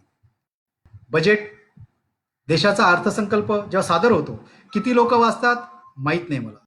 देशाचा अर्थसंकल्प ही खूप मोठी गोष्ट आहे लोकांची जनजागृती करण्यासाठी. आम्ही डॉक्टर आंबेडकरांसारख्या अर्थतज्ञाचे फॉलोअर आहेत, जागतिक कीर्तीच्या अर्थतज्ञाचे फॉलोअर आहेत, आणि आम्ही बजेट बघत नाही. देशाचं बजेट आम्ही बघताना काय बघतोय? काय स्वस्त झालं, काय महाग झालं, किंवा टॅक्स रिलॅक्सेशन किती दिलं. माझ्यासारखी लोक टॅक्स बघतात. तर काय अर्थसंकल्प म्हणजे मेनू कार्ड आहे. चिकन चिली एवढे रुपये, चिकन कबाब एवढे रुपये, थाली एवढे रुपये, असा आहे का अर्थसंकल्प? अर्थसंकल्प हा आपल्या जीवनावर परिणाम करणारी गोष्ट आहे. तर आपल्याला अर्थसंकल्प समजून घ्यायचा आहे. आपल्याला अर्थसंकल्प लोकांसमोर मांडावा लागणार आहे की अर्थसंकल्पामध्ये किती जागा आहे, किती पर्सेंट आहे, अर्थसंकल्पामध्ये शिक्षणासाठी किती पर्सेंट आहे, अर्थसंकल्पामध्ये शेड्यूल कास्ट, शेड्यूल ट्राईबसाठी किती पर्सेंट आहे आपण बघतो. त्या पलीकडे आपल्याला या लोकांच्या सर्वसामान्य लोकांच्या जीवनाशी संबंधित गोष्टी उद्या आपल्याला अर्थसंकल्पामध्ये शोधाव्या लागणार आहेत की काय किती आहे, आणि ते बघून त्याचा आपल्याला मुळात अभ्यास करावा लागणार आहे. माझ्यासारखा माणूस ज्याचं इकॉनॉमिक्स नव्हतं, माझा सायकोलॉजी विषय होता शिकताना, तरी सुद्धा तो समजून घेतो अर्थसंकल्प. जर हे सर्वसामान्य लोकांना समजलं पाहिजे तर शिकलेल्या समजलंच पाहिजे, कारण हे तुमच्यासाठी आहे.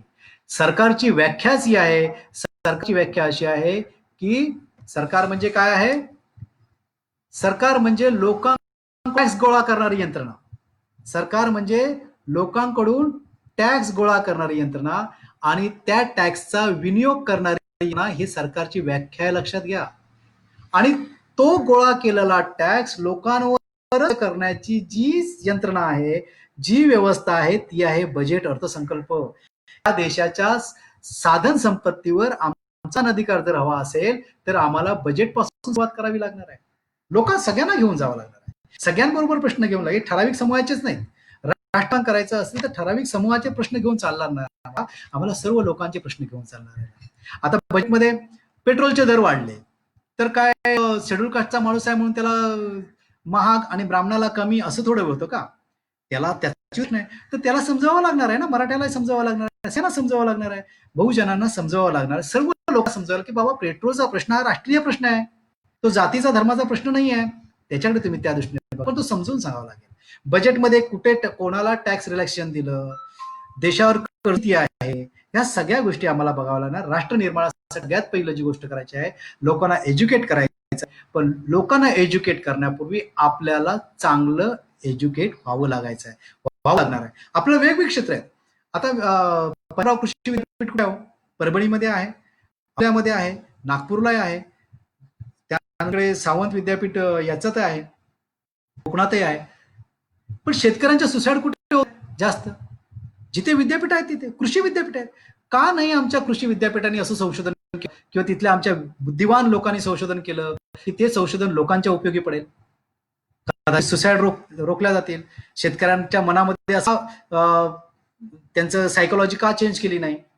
हे सगळ्या गोष्टी नावाचा प्रकार असतो ऍग्रिकल्चरमध्ये, हे करता येतं. हे सगळ्या गोष्टी आहेत राष्ट्र निर्माणामध्ये, या सगळ्या गोष्टी कराव्या लागतील. म्हणून बाबासाहेबांनी जलविद्युतीचा प्रकल्प असेल, पाण्याचा प्रकल्प असेल, दामोदरचा प्रकल्प असेल, हे सगळे राष्ट्र निर्माणाच्या दृष्टीने केले. म्हणजे एक देश म्हणून जी काही क्षेत्र आहेत, एक देश म्हणून जी काही क्षेत्र आहेत त्याच्यामध्ये कला आहे, संगीत आहे, पत्रकारिता आहे, शिक्षण आहे, क्रीडा आहे, या सगळ्या क्षेत्रामध्ये आपण असलं पाहिजे. या सगळ्या क्षेत्रामध्ये लोक असली पाहिजे. या सगळ्या क्षेत्रामध्ये समान हिस्सा असला पाहिजे आपला, पण तो दर्जाने टिकवला पाहिजे. मिळालेल्या संधी आपल्याला दर्जाने टिकवली पाहिजे, काळजीच घ्यायची पाहिजे. राष्ट्र निर्माणासाठी सगळ्यात पहिलं आपल्याला ह्या लोकगुरु बनण्यासाठी स्वतः तयार करावं लागेल, स्वतःचं शिक्षण करावं लागेल. आणि ते करत असताना बाबासाहेबांनी सांगितलं एक वाक्य लक्षात घेतलं पाहिजे. खूप लोकांचं, युवकांचं असं म्हणणं की आता आम्हाला आमचं करिअर करायचं. बरोबर, करिअर तर करायचंच आहे. करिअर तर प्रत्येकाला करायचं, कारण ते कुठल्याही चळवळीने हे नाही सांगितलं की सगळं सोडाने करा. आता आजच्या काळामध्ये घरचं खाऊन लष्कराच्या पळ्या काही दिवस गेलेले आहेत, त्यामुळे करिअर तर करायचंच आपल्यासाठी. मग करिअर करताना कसं करणार? करिअर करताना आपल्याला समाजाचा सुद्धा देणं ठेवला पाहिजे. आपल्या अगोदरच्या पिढीने जे काय रुजवलं, पूर्वीच्या पिढीने जे काय आपल्यासाठी पेरलं, ज्यांनी जीव दिले, ज्यांनी आपली घरं जळायला जळण्याची चिंता नाही केली, सगळं सगळं सगळं सोडलं की माहित नाही आपल्यासाठी कोण मिळेल काय मिळेल, त्यांच्या सगळ्यांच्या कामाच्या पोचपावती म्हणून आज आपण हे चांगले दिवस त्यातल्या त्यात आहोत. मग जर त्या पिढीने कामाचे आम्ही लाभार्थी असू, तर पुढच्या पिढीला चांगलं जगण्यासाठी आम्हाला आज काम करावं लागणार आहे. लक्षात घ्या, ही आपली जबाबदारी आहे. मग बाबासाहेब काय म्हणतात की आपला भविष्यकाळ, म्हणजे बाबासाहेबांचं वाक्य मुद्दाम तुम्हाला वाचून दाखवतो. बाबासाहेब म्हणतात की आपला भविष्यकाळ घडवण्यासाठी वर्तमान काळातील सुखांचा आणि गरजांचा त्याग करावा लागेल. त्याग करावा लागतो राष्ट्र निर्माणासाठी. आधी गोष्ट नाही राष्ट्र निर्माण करायचं, त्याग करावा लागेल. कसला? आजच्या सुखांचा, आजच्या गरजांचा. मग आमच्या गरजा आम्ही लिमिटेड ठेवू शकतो का? आमची सुख लिमिटेड ठेवू शकतो का? म्हणून मग बाबांनी बुद्धिझम दिला ना, ज्याच्यामध्ये बुद्धाने सांगितलेलं आहे कसं लिमिटेड पद्धतीने जगायचं. म्हणून बाबासाहेबांनी बुद्ध दिला. म्हणजे भारत बौद्धमय करणं म्हणजे लोकांना हे कळावं, भावनांवर नियंत्रण करावं, आपल्या सुखांवर मर्यादा आणि आपल्या गरजांवर मर्यादा आणावं, यासाठी मग हे त्यांनी बाबासाहेबांनी ते म्हटलंय. आणि दुसरं असं म्हटलं की ज्या लोकांमध्ये आपला जन्म झालेला आहे, त्या लोकांचा उद्धार करण्याचं काम हे प्रत्येकाचं आहे, हे प्रत्येकाचं कर्तव्यच आहे.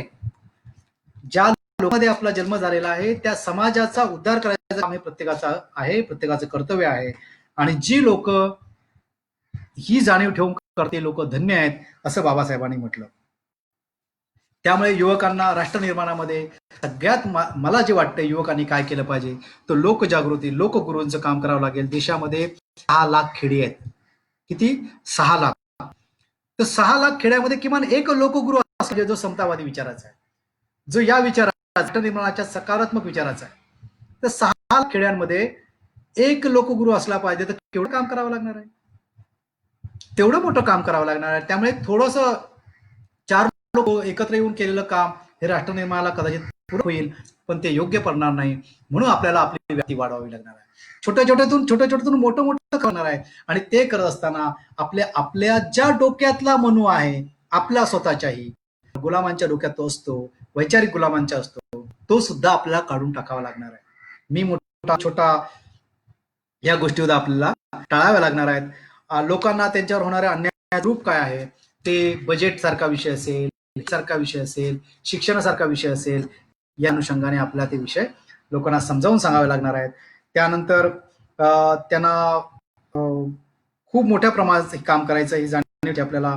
आम्ही गेल्या 10 वर्षापासून सोशल एज्युकेशन मुवमेंट नावाच्या नावाखाली तो प्रयत्न आहे आमचा, तो आम्ही करत आहोत. त्याच्यामध्ये कोणी लीडर नाही आहे, आम्ही सगळे सामूहिक नेतृत्व ठेवून ते करत आहोत. आणि आम्ही प्रयत्न करतो, तुमच्याकडून चांगलं भेटलं की तुमच्याकडून घ्या, दुसऱ्याकडून चांगलं भेटलं घ्या, आणि आपलं चांगलं त्यांना द्यायचा प्रयत्न करा. ज्याचं चांगलं आहे ते घ्यायचं, कारण आपला राष्ट्र निर्माण करताना असं घ्यायचं आहे, अल्पजन से बहुजन बनना बहुत जरुरी है. लक्षात घ्या. आता मला सांगा की आपण आता खरंच बहुजन झालोय का? बहुजन नावाची कन्सेप्ट ही नुसती संख्या नाही, ती मानसिक कन्सेप्ट आहे. आपण आजही अल्पजन आहेत. म्हणजे बहुजन म्हणून एका संघटनेमध्ये एकत्र लोक आले की एक शेड्यूल कास्टचे लोक वेगळे, ओबीसीचे लोक वेगळे, बरोबर आहे, मुस्लिमांचे लोक वेगळे, असे ते अल्पजन एक बहुजन. तसं नाही होत. सगळे बहुजन, सगळ्यांनी एकच लक्षात घेतलं, आमच्या समस्या आहे, रोटी बेटी व्यवहार झाला पाहिजे, सगळ्या गोष्टी नाही, तो मुसलमान तो महार तसा वागतो, हे करून आपल्याला आता चालणार नाही. आपल्याला खऱ्या अर्थाने बहुजन जर व्हायचे तर सगळ्यांमध्ये जनजागृती करावी लागणार आहे. मी औरंगाबादमध्ये 3 वर्ष काढली. औरंगाबादमध्ये 3 वर्ष होतो, तर त्या काळात माझा खूप लोकांशी संपर्क आला, आपल्यातल्या कार्यकर्त्यांशी काही आला. माझे चांगले मित्र आहेत, राम शिंगारे सारखे माझे काही मित्र आहेत, किडे मित्र आहेत, आणि त्यांच्या बरोबर इतर त्यावेळी येत होते, सगळे मित्र आहेत. आणि त्याशिवाय आणखी लोकांना भेटलो. तर ते भेटल्यावर माझ्या लक्षात आलं की लोक सुद्धा, त्यांच्यामध्ये सुद्धा प्रांतवाद आहे. म्हणजे जे आंबेडकरी विचार मांडतात, जे समतेचा विचार मांडतात, जे देशाला राष्ट्र निर्माण करायला म्हणून निघालेत, त्यांच्यामध्ये प्रांतवाद आहे. विदर्भातला वेगळा, मराठवाड्यातला वेगळा. जर आम्ही आमच्यातल्या या गोष्टी सोडणार नसू, आम्ही असं अजून स्वतःमध्येच हा बदल करायला तयार नसू. कोरोनाचा व्हायरस तर तो कुठलाही व्हायरस स्वतः बदल करून घेतात काही दिवसांनी, टटाटट टटाटट टटाटट बदल बदल करून घेतात. म्युटेशन म्हणतात त्याला. आम्ही आमच्यातच म्युटेशन करत नसू पॉझिटिव्हली, तर काय उपयोग आहे? मग राष्ट्र निर्माण कसं होणार आहे? राष्ट्र निर्माणातल्या ज्या वेगळ्या समस्या आहेत त्यातली ही प्रांतवाद सुद्धा आहे, भाषा सुद्धा आहे. बाबासाहेबांना भाषावाद म्हणताना, भाषावार प्रांतरचना म्हणताना आपल्या खूप लोकांना माहित असेल, म्हणायचं होतं की एक भाषा अनेक राष्ट्र. ते जर ऐकलं असतं तर उत्तर प्रदेश सारखं एकच भाषेचं मोठं राष्ट्र झालं नसतं, भलं मोठं, आणि मग छोटी छोटी बाकीची राष्ट्र राहिली नसती, भाषांचे अभिमान राहिले नसते. हे सगळे राष्ट्र निर्माणातले अडथळे आहेत. आपल्याला याबाबत, युवकांना याबाबत मोठ्या जनजागृती करावी लागणार आहे.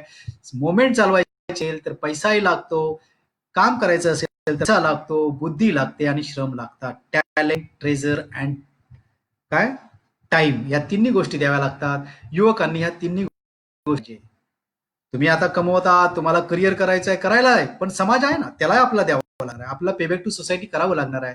आता हे करत असताना आणखी मला आता शेवटचा मुद्दा माझा मांडतो. 2:05 झालेली आहेत. मी नेहमी विचार करतो कार्यकर्ता कसा असावा. म्हणजे माझं जिथे मी जातो तिथे मी हे उदाहरण देतच असतो, कार्यकर्ता कसा असावा. लोकांकडून काय उपयोग, किमान युवकांकडून काय अपेक्षा आहे, की आधी मुळात तुम्ही चांगले असले पाहिजे. म्हणजे तुमचं नॉलेज तर ते मी बोललोच, काय काय माहिती घ्यायची, कशी घ्यायची. आता कोरोना आला तर कोरोनामुळे काय काय काम होणार आहेत, बेरोजगारी किती वाढणार आहे, सर्वे कुठले आले आहेत, वाचलं पाहिजे, अपडेट राहिलं पाहिजे. मला कार्यकर्ता म्हणून निर्माण झालं पाहिजे. पण कार्यकर्ता म्हणून मी कसा असला पाहिजे? कार्यकर्ता म्हणून माझ्याकडे बघून सुद्धा समाजाने शिकलं पाहिजे, इतर लोकांनी शिकलं पाहिजे. इतर समाजाच्या लोकांना तर वाटलं पाहिजे हे आदमी जीर आहे, सही जीर आहे. एक दोन उदाहरणं देतो. म्हणजे हे उदाहरण नेहमीच देतो. दोन व्यक्तींचं उदाहरण आहे. एक म्हणजे मोहनदास करमचंद गांधी आणि दुसरे बाबासाहेब डॉक्टर आंबेडकर. या दोन व्यक्तींचं उदाहरण मी नेहमी देत असतो. का या दोन व्यक्तींचं उदाहरण देतो? तर एका व्यक्तीकडे म्हणजे मोहनदास करमचंद गांधी ज्यावेळी एका ठिकाणी गेले त्यावेळी त्यांनी एका महिलेला बघितलं, अर्धनग्न अवस्थेत होती, आणि मग त्याने एक लक्ष घेतलं की तिला सांगितलं की तू ज्या स्थितीत आहेस त्या स्थितीत मी आजपासून राहीन. म्हणून त्यांनी सुद्धा मग तो पंजा वापरायला सुरुवात केला आणि आयुष्यभर ते मग त्या अर्ध अवस्थेत गांधीजी राहिले. एक उदाहरण झालं. दुसरं उदाहरण बाबासाहेब डॉक्टर आंबेडकरांचं. त्या उदाहरणामध्ये काय होतं? त्या उदाहरणामध्ये बाबासाहेब अशा समाजातून आले होते ज्या समाजाला फाटके कपडे सुद्धा मिळत नव्हते. बरोबर आहे? ज्या समाजाला फाटके कपडे सुद्धा मिळत होते, बाबासाहेब आयुष्यभर कसे राहिले? सुटाबटामध्ये राहिले. बाबासाहेबांचा प्रयत्न काय होता? सुटाबटामध्ये राहिला. औरंगाबादमध्ये सगळ्यात पहिली बाबासाहेबांनी दीक्षाभूमी सुरू केली. बरोबर आहे? सगळ्यात पहिली शिक्षण सुरू केलं, दीक्षाभूमी नंतर पहिलं शिक्षाभूमी. मग औरंगाबादमध्ये जेव्हा शिक्षाभूमी सुरू केली त्यावेळी बाबासाहेबांना शिक्षकांना सांगणं होतं. त्यातले एक शिक्षक मला भेटले होते, आता अलीकडेच वारले ते पूर्वी. तर त्यांच्याशी माझं बोलणं झालं. ते बोलले की मला जरा कौतुक वाटलं, ब्राह्मण समाजाचे होते, मला कौतुक वाटलं की बाबासाहेबांना बघितलेले व्यक्ती, भेटलेले व्यक्ती, मी चौकशी केली. ते बोलले बाबासाहेबांचा आग्रह होता की माझ्या शाळेमध्ये शिकणाऱ्या प्रत्येक शिक्षकाने सुटाबुटातच आलं पाहिजे. आम्ही सायकलचे म्हणे सुटाबुटामध्ये. म्हणजे बाबासाहेबांचं राहणं हे सुटाबुटातलं होतं. अशा समाजातून आले होते की ज्या समाजाला कपडे नव्हते. एकीकडे गांधी अशा समाजातून होते ज्यांना कपडे मिळत होते, पण एका महिलेने असं केलं. आज जग कोणाला फॉलो करतंय? गांधींना फॉलो करतंय, पंजा घालून फिरतंय. आता या दोन व्यक्तींच्या विचारामधला फरक लक्षात घ्या. गांधीजींनी त्या व्यक्तीला, त्या महिलेला हे दाखवलं की तू ज्या अवस्थेत आहेस त्या अवस्थेत राहा, काळजी करू नकोस, तरी मी तुझ्यासारखा त्या अवस्थेत राहतो, तुझं आणि माझं सारखं, त्यामुळे काय चिंता करू नकोस, असं त्यांचा समजवण्याचा प्रयत्न असू शकतो. काही लोकांचं म्हणणं आहे ते थोतांड असेल वगैरे, पण आपण म्हणूया की खरंच ते घडलं आणि ते तसं घडलं. पण त्यांचा मेसेज तसा आहे. आणि बाबासाहेबांचा मेसेज काय की तुम्ही असं जगा की मध्ये राहिलं पाहिजे, तुम्ही टिपटॉप जगलं पाहिजे. त्याने त्या समाजाला दाखवून दिलं, ज्या समाजाकडे कपडे नव्हते, ज्या समाजाला फाटके कपडे होता मिळत होते, त्याला एक आदर्श होता, आदर्श घालून दिला. आज तोच समाज नाही, भारतातले सर्व समाजाची लोक बाबासाहेबांना फॉलो करतात, त्याला कोण फॉलो करत नाही. आपल्याला जो राष्ट्र निर्माती युवक पाहिजे, जो कार्यकर्ता पाहिजे, सजग पाहिजे, तो जागृत पाहिजे आणि तो असाच आदर्श असला पाहिजे की त्याचा आदर इतर लोकांनी घेतला पाहिजे, असं मला यावेळी आपल्या सगळ्यांना अपील करावं सारखं वाटतं. राष्ट्र निर्माणाचं खूप मोठं काम आहे. आपण वेगवेगळ्या गटामध्ये प्रांत, जाती याच्यामध्ये विखुरले गेलेलो आहोत. ज्यांना कोणाला राष्ट्र निर्माणासाठी एकत्र यायचं आहे त्यांनी या सगळ्या गोष्टी टाळल्या पाहिजेत. हे साठी खूप वेळ आपल्याकडे नाहीये. राष्ट्र निर्माणाचं काम कधी सुरू करायचं? मला मागच्या एका कार्यक्रमात एकाने विचारलं, साहेब आमच्याकडे आता माझं आता 50 वर्ष वय आहे, 5 वर्ष राहिलीत, आता तिकडून तिकडून कसं होईल? म्हटलं तुमच्याकडे 10 वर्ष नाही आहेत काका, तुमच्याकडे फक्त एकच क्षण आहे, आत्ताचा क्षण. तुम्हाला सुरुवात जर करायची असेल तर आत्ताच्या या क्षणाला करावी लागणार. राष्ट्र निर्माण करण्यासाठी कुठला मुहूर्त करण्याची गरज नाही आहे. आत्ताच्या या क्षणाला मला सुरू करावं लागणार आहे. मी राष्ट्रासाठी काय करणार, मी माझ्या राष्ट्रासाठी काय करणार, मी राष्ट्र निर्माणासाठी ज्या प्रॉब्लेम आहेत ते जाणून घेणार का, प्रॉब्लेम जाणून घेणार का, त्यासाठी मी काम करणार आहे का? मग मी माझ्या संघटनांमध्ये अडकून पडणार, मी मोठ्या मोठ्या पदांमध्ये अडकून पडणार, मी माझ्या इगोज मध्ये अडकून पडणार, की मी माझ्या राष्ट्रासाठी माझं जे सामाजिक कर्तव्य आहे ते सामाजिक कर्तव्य पार करण्यासाठी पुढे पडणार. हे मला ठरवण्याची आज वेळ आहे. आपण आज खूप चांगल्या प्रकारे इथे हे जे असे सत्र घेण्याचा प्रकार करताय ते चांगला आहे. तुम्ही सतत वैचारिक प्रगल्भता निर्माण करता. ही एक स्टेप आहे, ही स्टेप आहे, ही कार्यकर्ते तयार करण्याची स्टेप आहे. पण हे तयार झालेल्या कार्यकर्त्यांनी इथून पुढे घेऊन गेलं पाहिजे. हे काम ऍक्टिव्हली पुढे गेलं पाहिजे. प्रयत्न कुठलाही असू दे, नाव कुठलंही असू दे, ते सत्यशोधक जन आंदोलन, विद्यार्थी आंदोलन असेल, काय आमचं मुवमेंटमध्ये काम करतो, सोशल एज्युकेशन मुवमेंट असेल, हे नावं काही असतील पण काम एकच झालं पाहिजे. काही मतभेद असू शकतात, काही कामाच्या पद्धतीमध्ये मतभेद असू शकतात, पण दुश्मन व्हायला नाही पाहिजे. ज्यावेळी एकमेकाचे दुश्मन होतील लोक, त्यावेळी ज्या विषमतावादी व्यवस्थेला हे सगळं काय फायद्याचं पडणार आहे. लक्षात घ्या, सगळ्यात संघटित समाज हा आंबेडकरी समाज संघटित आहे आणि सगळ्यात जास्त अत्याचार या संघटित समाजातच होतात. याचं कारण हेच आहे, कारण तो संघटित असला तरी विघटित आहे. तो एकत्रच येतो मुळात तुटण्यासाठी. त्यामुळे आपल्याला काळजी करायची आहे. राष्ट्र निर्माणासाठी आपल्या सगळ्यांना खूप शुभेच्छा देतो आणि मी इथे थांबतो. इथे काही तुमच्या काही प्रश्न वगैरे असतील तर तुम्ही विचारता, नाहीतर आपण इथे थांबू. धन्यवाद. जय.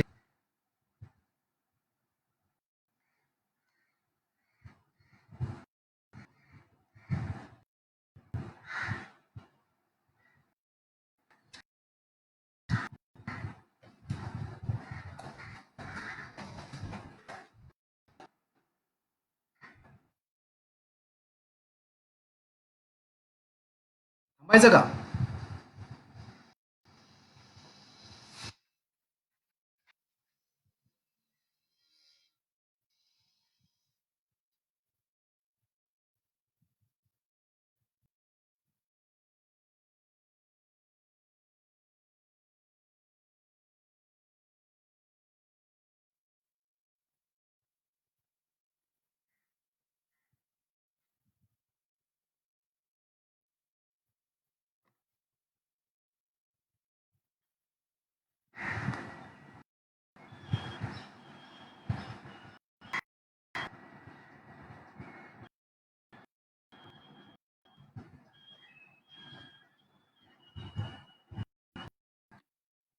हा, हे व्हिडिओ करू. ओके, चालेल. थँक्यू. चला सगळ्या जय भीम. भेटू, संपर्कात राहू आपण सगळे एकमेकाच्या. आणि सतत आपण सगळ्यांचं ध्येय एकच आहे, राष्ट्र निर्माणाचं. त्या प्रयत्न करू. जय भीम.